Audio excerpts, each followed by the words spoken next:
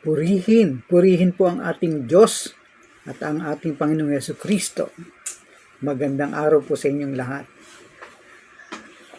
Addressing Jewish believers who are tempted to revert to their old ways and doctrines, Hebrews chapter 2 powerfully argues that Jesus, the divine Son of God, had to become fully human. Yes po. This was not a demotion, but a crucial step in God's plan. By sharing in their humanity, experiencing suffering and temptation, Jesus became the perfect high priest, superior to the Levitical priesthood. He broke the power of death, which in the Old Testament sacrifices couldn't fully do. And he paved the way for believers to be brought into God's family, a destiny far greater than anything offered by the old covenant. Therefore, they must hold fast to Jesus, the better hope, and not turn back to their old faith. Ito po ang palagay ng author ng Book of Hebrew na ating patuloy pinag-uusapan. Again, magandang gabi po sa inyong lahat at ating pong magiliw na mga sumusubaybay sa ating pag-aaral ng salita ng Panginoon. Ito po ang ating summary ng Book of Hebrew, chapter 2, na nais ko pong ihatid ang ilang pangunahing tema na tinatalakay po ng may akda upang lubusan po nating maintindihan. But before we do that, nais ko pong muli nating basahin ang Kabanatang 2 ng Aklat ng Ebreyo. Ito po yung sa wikang English. Ito po yung American Standard Version. Therefore, we must pay closer attention to what we have heard, so that we do not drift away. Verse 2, for if the message spoken through the angels proved to be firm that every violation or disobedience receive its just penalty or punishment, how will we escape if we neglect such a great salvation? It was first communicated through the Lord and was confirmed to us by those who heard him. Verse 4, while God confirmed their witness with signs and wonders and various miracles and gifts of the Holy Spirit distributed according to his will. For he did not put the world to come, about which we are speaking, under the control of the angels.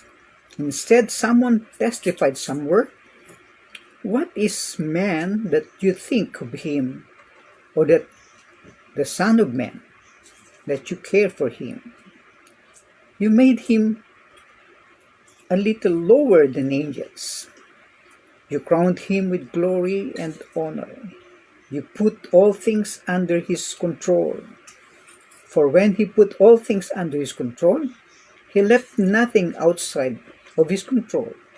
At present, we do not yet see all things under his control, but we see Jesus was made lower than angels for a little while, now crowned with glory, honor, because he suffered death, so that by God's grace he would experience death on behalf of everyone.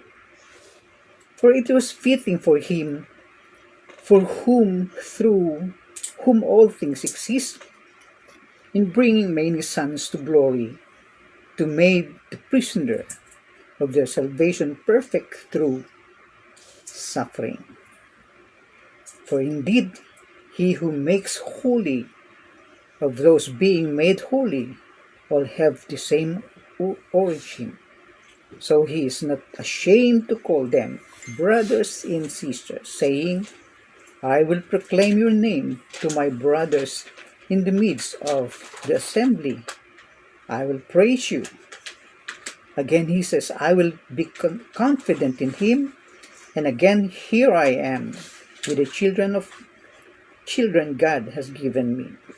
Therefore, since the children share in the flesh and blood, he likewise shared in their humanity, so that through death he could destroy the one who holds the power of death, and that is the devil, and set free those who were held in slavery and their lives by their fear of death. For surely his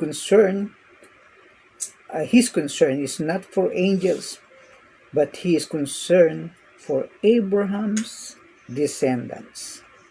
Therefore, he had to be made like his brothers and sisters in every respect, so that he could become a merciful and faithful high priest in things relating to God, to make atonement for the sins of all the people.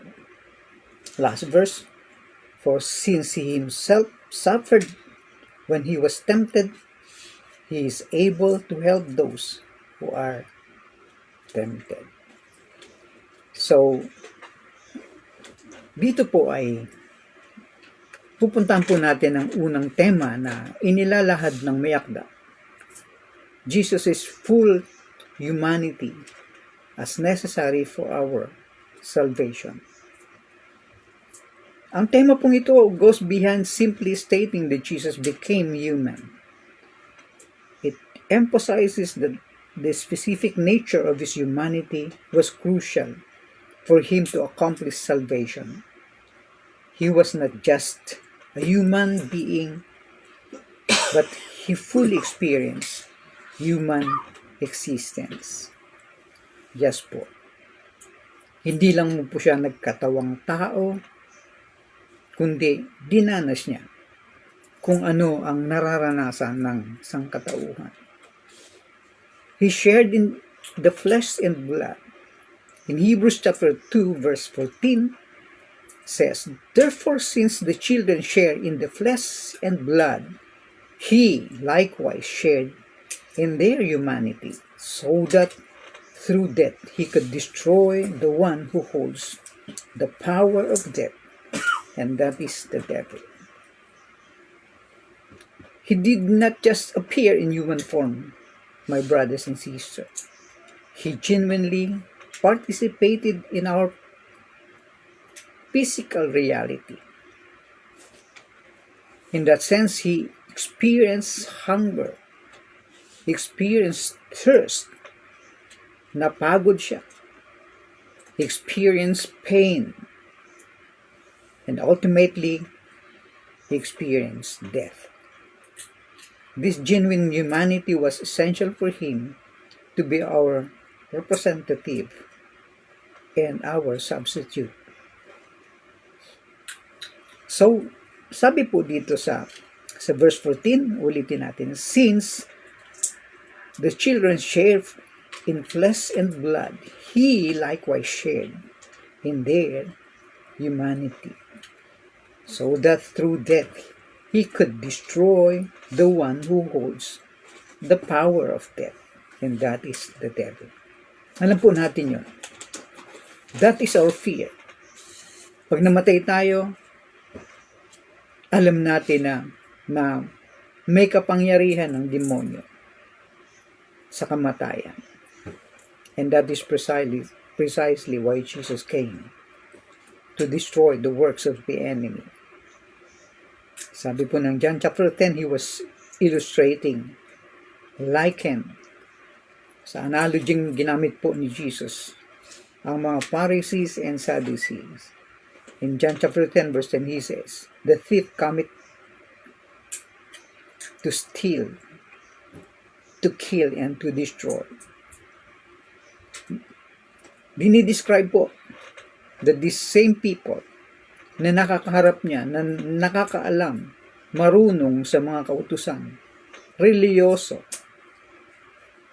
ngunit inihalin tulad sila ng Panginoong Jesucristo sa isang sa gawain ng kaaway. At ang gawain ng kaaway ay sirain ang buhay natin, wasakin. He came to kill and to destroy. Yan po ang gawain ng kaaway sapagkat yun po ang kanyang forte. Yun ang kanyang expertise. Ano po? But Jesus said, I have come that you might have life. So kung paano naparito po si Satanas, naghasik ng lagim ng kasalanan, at ang kasalanan ay nagdulot ng kamatayan. As Paul says in 1 Corinthians chapter 15 verse 22, sa pamamagitan ng kasalanan ng isang tao, ang lahat ay nangamatay. Ngunit sa huling Adan, Paul was referring to Jesus. All will be made alive. So, brothers and sisters, in Hebrews chapter 2 verse 17, therefore he had to be made like his brothers and sisters in every respect, so that he could become merciful and faithful high priest in things relating to God, to make atonement for the sins of all the people. By experiencing death, he himself, Jesus, conquered his power. Naranasan po, pinatunayan ng ating Panginoong si Kristo. Hindi lang po siya nagkatawang tao, kundi tinanas niya ito at hanggang sa kamatayan. Ang nais ipatunayan po ng Panginoon na siya ang magdadala ng buhay sa lahat ng nangamatay at mamamatay. And this highlights the concept of identification. In verse 17, Jesus became like us. Naging katulad niya tayo. Bakit po? Ang sabi po ng author, bakit he became like us? In order to identify with our struggles and temptation. He did not come to judge us from a distance, but he walked alongside us. Nakisama po siya. And that makes him a merciful and faithful high priest. And this foreshadows our key theme of according to the author in the book of Hebrews, Jesus' humanity qualified him to be our high priest. Nirepresenta niya po tayo sa Ama. Dahil po, naranasan niya, he experienced human sufferings. He can empathize with us. And he can also intercede for us. Sapagkat alam niya ang damdamin. Alam niya ang buhay. Kung ang isang tao ay nahihirapan, naranasan niya po ito. So, hindi lang po siya nagbihis tao, nagkatawang tao, kundi dinanas niya ang lahat ng hirap na pwedeng pagdaanan ng tao upang siya ating maging tagapamagitan, upang sa pamamagitan niya, mailalahad natin sa ating Ama sa langit ang lahat ng ating karanasan. And Jesus is there at the right hand of the Father, interceding for us. Yan po ang unang punto na nais nating iparating. O nais iparating po ng author ng Book of Hebrews sa chapter 2. And Jesus says, shared experience of temptations and suffering. Nakibahagi po siya sa mga pagsubok, paghihirap, at mga tukso. Verse 14, dito po sa aklat ng Hebreo 4:14. Therefore, since we have a great high priest who has passed through the heavens, Jesus, the Son of God, the author said, let us hold fast to our confession. Ibig sabihin, Yamang meron na tayong tagapamagitan doon sa kalangitan, sa presensya ng Ama, tayo daw po ay manindigan. Tayo daw po ay manghawakan ng matibay sa ating kapahayagan o sa ating pananampalataya. Verse 15, for we do not have a high priest incapable of sympathizing with our weaknesses, but one who has been tempted in every way, just as we are. Yet, ang kaibahan, He was without sin. So that qualifies Him. Yun po ang nagkwalipika sa Kanya. Hindi dahil siya ay Diyos, kundi siya po'y naging tunay na tao. Nagkatawang tunay na tao. Dinanas ang pwedeng maranasan ng isang tao. Hindi po ito nagawa ng mga dakilang saserdote sa lumang tipan. Sila po ay minsan lamang nakakapasok sa presensya ng Diyos o sa trono ng Diyos. Doon sa kabanal-banalang lugar, once a year. Ngunit ang Kristo na bumaba, namatay, umakyat sa langit, at siya rin po ay doon nakaluklok ngayon sa kanang trono ng Ama. Ano po? Naroon siya sa langit. Siyempre po, dahil siya lamang po ang nanggaling doon. Sabi po ni Juan, walang umakyat liban sa kanya na bumaba. At yan nga po ang ating walang tao na pwedeng makagawa nito. Sapagkat siya lamang po ang pwedeng makapasok doon sa kalangitan na pwedeng mamagitan. Unfortunately, kung gusto natin bumalik sa ating natutunan na mayroong Pedro, may Juan, may Apostol Pablo, may mga apostol, and even the Virgin Mother. No po. Si Kristo lamang po ang lumuklok doon sa kalangitan. So, ano po ang pinag-uusapan dito? Sa ating, sabi po ng Hebreo 4:15, for we do not have a high priest incapable of sympathizing with our weaknesses, but one who has been tempted in every way, just as we are, yet without sin. Ano po ang ibig sabihin niyan? This is not just a statement about Jesus' historical life. It rather speaks to His ongoing ability to relate to us. The scripture says He was tempted in every way.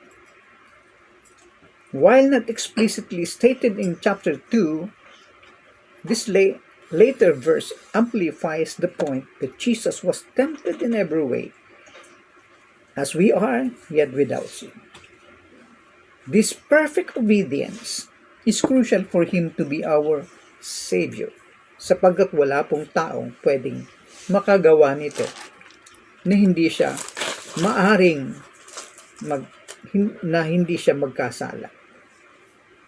Kaya po siya nag-qualify.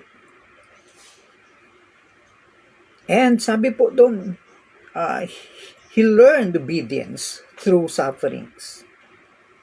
Sabi po ng Hebrew chapter 5 verse 8, although He was a son, He learned obedience through the things He suffered. Ang konsepto pong ito can be initially challenging. Did Jesus, being God, need to learn obedience? The point is that He demonstrated obedience through His suffering without setting an example for us and proving the depth of His commitment to the Father's will. Sabi po ng chapter 2 verse 18, He is able to help those who is being tempted. Sabi po ng verse 4, since He Himself suffered when He was tempted, He is able to help those who are tempted. Why? Because He experienced temptation He knows how to help us in our own struggles, brothers and sisters. He is not a distant, uncaring God, but a compassionate Savior who understands our mistakes, weaknesses, and failures. Ano po ang pwede nating i-apply sa ating buhay nito? Ang tema pong ito na nilalatag ng may akda offers a great comfort to believers who are struggling with temptation or suffering. That we can turn to Jesus, knowing that He understands what we are going through and that He has the power, the ability to help us overcome those temptations and sufferings. Ikatlo po na gusto kong dalhin, batay po doon sa may akda ng aklat ng Hebreo. Si Jesus po ay nagdala ng maraming mga anak sa kaluwalhatian. Jesus bring many sons to glory. Yan po ang sabi ng chapter 2 verse 10. For it was fitting for Him through whom all things exist in bringing many sons to glory, to make the pioneer of our salvation, of their salvation, perfect through sufferings. Nabanggit po yung salitang pioneer, and the Greek word for that is archigos. I don't know how they pronounce it in Greek, but it can also mean the author, or the captain, or the leader, meaning Jesus is the one who initiates and leads the way to salvation. So, ang tema pong ito ay nagpapahiwatig, and it speaks of God's ultimate purpose in salvation, to create a family of believers who will share in His glory. Tama po. Yun ang layunin ng Diyos. Para makagawa siya ng isang pamilya para sa Kanya at para sa Kanyang kaluwalhatian. Hindi lang po yun, sabi sa verse 11. For indeed, He who makes holy and those being made holy all have the same origin. And so He is not ashamed to call them brothers and sisters. And sa verse 12, saying, I will proclaim your name to my brothers in the midst of the assembly. I will praise you. Both Jesus, the one who sanctifies, and believers, those who are being sanctified, share the same Father. And this emphasizes the familial relationship between Christ and us, the believers, calling them, dito po sa verses 11 and 12, brothers and sisters. Ano po ang kahulugan? Ibig sabihin nito, na hindi niya ikahihiyang tawagin kang kapatid na babae o lalaki. Jesus' willingness to call believers His brothers or sisters demonstrate His humility and His desire for intimacy with us. Hindi niya alintana po na bagamat siya ay Diyos, yung kanyang pagiging tao, naging masunurin, bumaba sa level ng tao. Ito po ang dahilan. Ang layunin niya ay upang magkaroon ng malalim na relasyon. His desire to intimacy with us. And this also fulfills the Old Testament prophecies in Psalms chapter 22 verse 22. Said, I will declare your name to my countrymen. In the middle of the assembly, I will praise you. Ito pong aklat ng Hebreo ay ay kung babasahin at tatapusin po natin sa pag-aaral, napakarami. Siguro po, among the letters in the books in the New Testament, ito yung pinakamaraming quotes in the Old Testament. At isa nga po dito, sa Psalms 22 verse 22. And the same with Hebrew chapter 11, chapter 2 verses 11 and 12, quoting, I will declare your name to my countrymen. In the middle of the assembly, I will praise you. Hindi niya ikahihiya.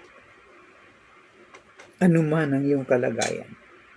Inabot niya ang ating kalagayan, yung ating abang kalagayan, na hindi tayo makahulagpos.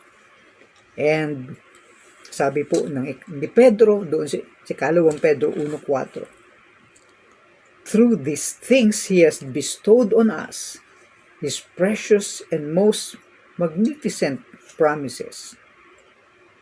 Why? So that by means of what was promised, you may become partakers of the divine nature, after escaping the worldly corruption that is produced by evil desire. So sinasabi rin po ni Pablo, katulad po ng pahayag na pinag-aaralan po natin dito sa aklat ng Hebreo. Bagamat hindi po ganito kaklaro ang sinasabi sa sa kabanatang 2, later this verse shed light on the idea of sharing God's glory through Christ. That we believers become partakers of that divine nature, reflecting God's character and participating in His purpose. And that is our ultimate hope. The theme that the author was bringing up, na gusto niyang ilatag sa atin. The theme points to the future hope of sharing in God's glory and reigning with Christ in eternity. And the last point na gusto ko pong i-share, underscoring Jesus' deity while affirming His humanity. Nais nating pinilit po nating ipaunawa sa atin na si Jesus ay nagpapakilala na bumaba sa ating abang kalagayan. Inabot niya ang ating abang kalagayan. Yet He was affirming also His deity, not only His humanity. Dito po sa kabanatang 2, hindi lamang po binabanggit ang kanyang pagiging tao. It is about the significance of His deity in relation to His humanity. He wasn't just a good man or a great teacher, as we discussed sa mga nakakaraan. He was God in human flesh. Kung maalala po natin doon sa kabanatang 1, gusto ko pong balikan bago natin iwan ng kabanatang 2. He said, for which, chapter 1 verse 5, for to which of the angels did God ever say, you are my son? Ano po? Kailan sinabi ng Diyos sa mga anghel na ikaw ay aking anak? But today I have fathered you. And in another place He says, I will be his father, and he will be my son. That's why, sa ating previous na pag-aaral ay nakita po natin that Jesus, kung paanong gusto pong ilahad ng author ng Book of Hebrew, that Jesus is greater than the angels. Sapagkat kailanman hindi niya sinabi ito sa mga anghel, ikaw ay aking anak. Verse 6, but when He again brings His firstborn into the world, He says, let all the angels of God worship Him. Naalala po natin, inutos po ng Ama, ng Diyos sa mga anghel, let all the angels of God worship Him. Kung siya'y tao, na alam natin, sinabi po ng Hebreyo, na siya po ay nagpakababa, naging tao, a little lower than angel, yet the author is also saying, let all these angels worship him. Verse 7, and he says of the angels, he makes his angels winds and minister of flame of fires.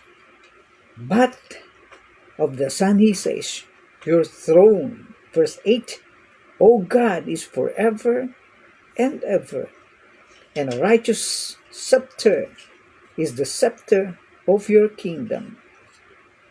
You have loved righteousness and hated lawlessness. So God, your God, has anointed you over your companions with oil and rejoicing. And you founded the earth in the beginning, Lord, and the heavens are the work of your hands. In fact, the Father called him Lord. Why? The Father said, you founded the earth in the beginning, Lord, and the heavens are the works of your hands. And the Father was saying, they will perish, but you continue. They will all grow old like garment, and like a robe you will fold them up, and like a garment they will be changed, but you are the same, and your years will never run out. But to which of the angels has he ever said, sit at my right hand until I'll make your enemies a footstool for your feet? Never. Never pong sinabi niya sa anghel na ikaw ay magiging anak, aking anak, and neither kung sino man yung pinakamataas ng anghel na sinabihan niyang sambahin niyo siya, but he command them that all the angels worshipped him.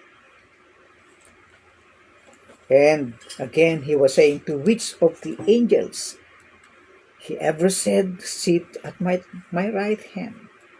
Not even Archangel Michael na sinabihin niyang, ikaw ay aking kanang kamay, maupo ka sa aking kanang kamay. That's why he is greater and superior than the angels. And according to the angels, sa verse 14, are they not all ministering spirits sent out to serve those who will be inherit the salvation? So, ang purpose kung bakit ang ministeryo ng anghel ay sila po ay gamitin upang paglingkuran sila na makatatanggap ng kaligtasan. So Hebrews chapter 1, in-establish po ang superiority ni Kristo sa mga anghel. And he was citing the Old Testament passages that applies to him. And this is crucial for understanding Hebrews chapter 2. Why? Because Jesus, as the divine Son, has the authority over all creation, and that includes the angels. And sabi po ng chapter 2 verse 9, but we see Jesus, who was made lower than the angels for a little while, now crowned with glory and honor, because he suffered, so that by God's grace he would experience death on behalf of everyone. Yan po ang sabi ng verse 9 ng chapter 2. While Jesus humbled himself and become human, he was ultimately crowned with glory and honor. And this points to his resurrection and his ascension, where he was exalted to the right hand of God. And sabi po ng verse 8, not only crowning him with glory and honor, but putting him everything under his feet. Verse 8. You put all things under his control. For when he put all things under his control, he left nothing outside of his control. And at present, we do not yet see all things under his control. Sa ngayon, tingin natin ay hindi pa nga lahat ng bagay ay nasa kontrol niya. Ngunit ito po ay nabanggit doon sa mga awit. Kabanatang 8. Sa talatang 4 po. Of what importance is the human race that you should notice him? Notice him. Of what important is mankind that you should pay attention to them? Verse 5, Psalm chapter 8, you made them a little less than the heavenly beings or the angels. You crowned mankind with honor and majesty. You appoint them to rule over your creation, and you have placed everything under his authority, including all sheep, cattle, as well as the wild animals, the birds in the sky, the fish in the sea, and everything that moves through the currents of the seas. O Lord, our Lord, how magnificent is your name, your reputation throughout the earth. In reference to Psalms chapter 8, we see it emphasizes Jesus' ultimate dominion, calling him the human race. Dominion over all things. While this dominion is not yet fully realized, yet it is guaranteed. Ano po ang, sa tingin natin, ang theological importance ng ating pinag-aaralan? Ang tema pong ito ay nag-reinforce ng kahalagahan of holding both Jesus' deity and humanity in tension, and to deny it is to undermine the gospel. If Jesus was not truly God, he could not have offered the perfect sacrifice for sin. Walang magkukwalify na tao. Kung tao lamang si Kristo, hindi siya magkukwalify. Ngunit siya ay Diyos. And if he was not truly man, he could not have represented us before the Father, before God. So kailangan po, malaki ang kaugnayan niya ng pagkakatawang tao ni Kristo at ang pagiging Diyos niya sa ating kaligtasan. Sa ating conclusion po, dito po sa Hebrew chapter 2 as we conclude, the author passionately affirms that Jesus Christ, in his divine nature, chooses to humble himself by becoming fully human, sharing in our sufferings, sharing in our temptation, and even in our mortality. Why? It is because he wants to accomplish our salvation. His incarnation was essential because only a fully divine and fully human Savior could break Satan's power, destroy death, and reconcile us to the Father.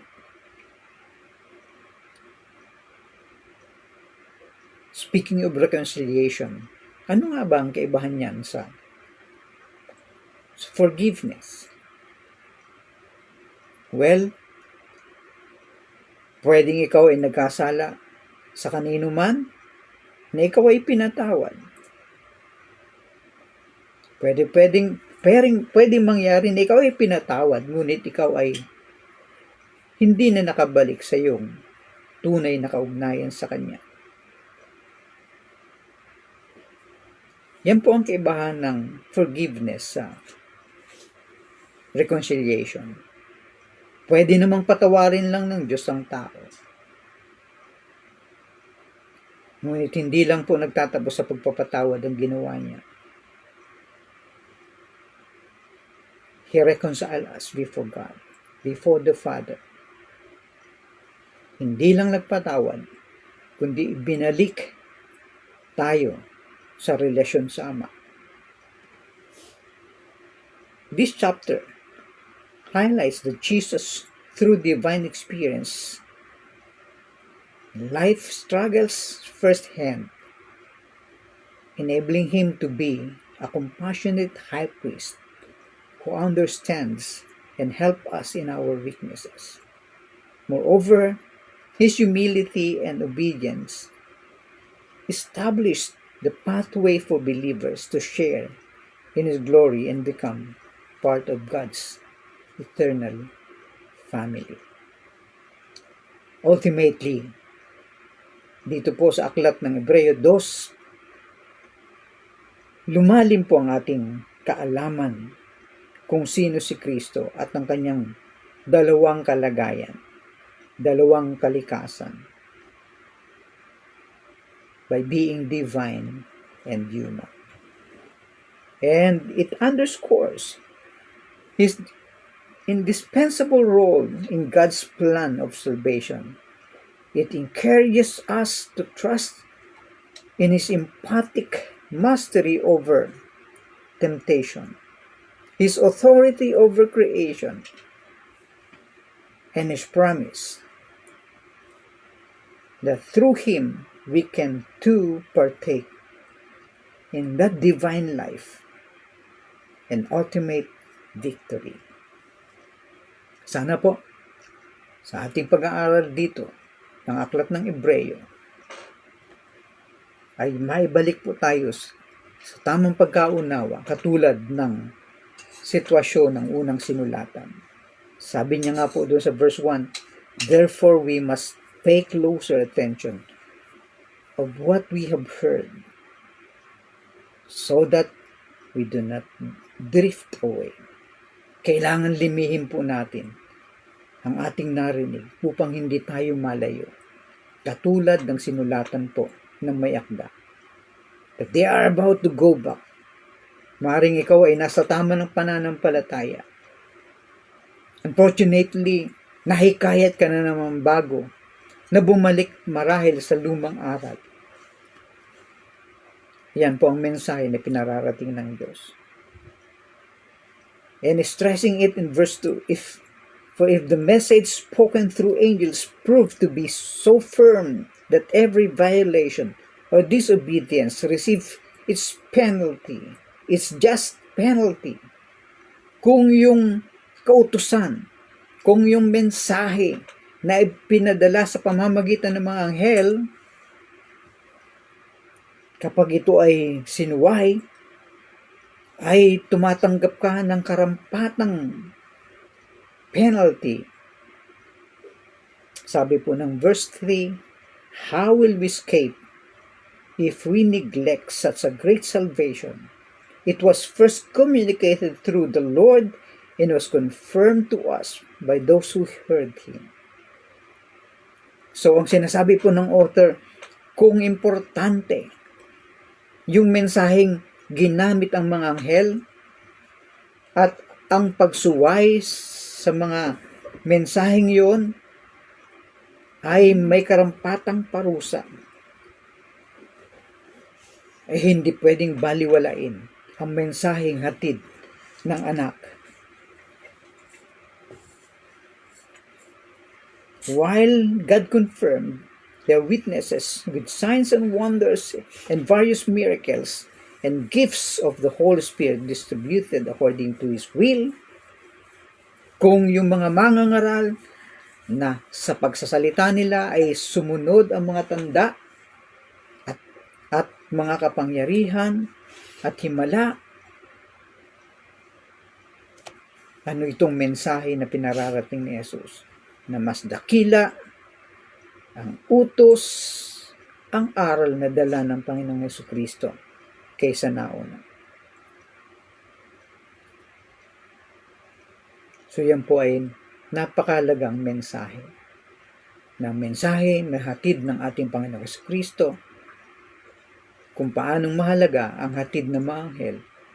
Higit na mahalaga ang mensaheng ito na pinararating ni Kristo. At ang pinarating ni Kristo ang mensahe, simple lang. Siya ay Diyos, nagkatawang tao, dinanas ang lahat ng pwedeng maranasan ng tao. Umakyat sa trono ng Ama upang mamagitan para sa atin.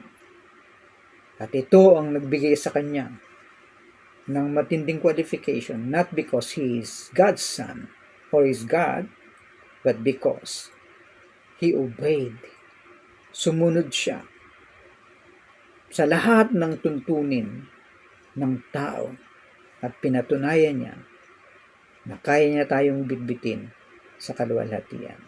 Yan po ang mensahe para sa inyong lahat. Magandang gabi, magandang araw. At magkita po tayo sa susunod na ating pag-aaral. At bago po natin tuloy sa kabanatang 3 ng Ebreo, sa susunod na Friday, nais ko pong bigyan ng konting diin. Ano ba talaga ang plano ng Diyos sa sangkatauhan? At kung hindi nyo pa alam at maaring iba ang iyong nalaman, marahil po bigyan nyo ng pagkakataon na marinig ang ating pag-aaral. Bakit mahalaga na malaman ang buong plano ng Diyos sa hinaharap? God bless you all. Sa inyo pong lahat na nanunood, hindi ko man kayo mabati. Alam ko po na napansin kayo ng ating Diyos na buhay na pinaglilingkuran. Huwag po tayong bibitaw sa Kanya hanggang sa muli po na ating pagsasama-sama. Bye-bye for now. God bless you all.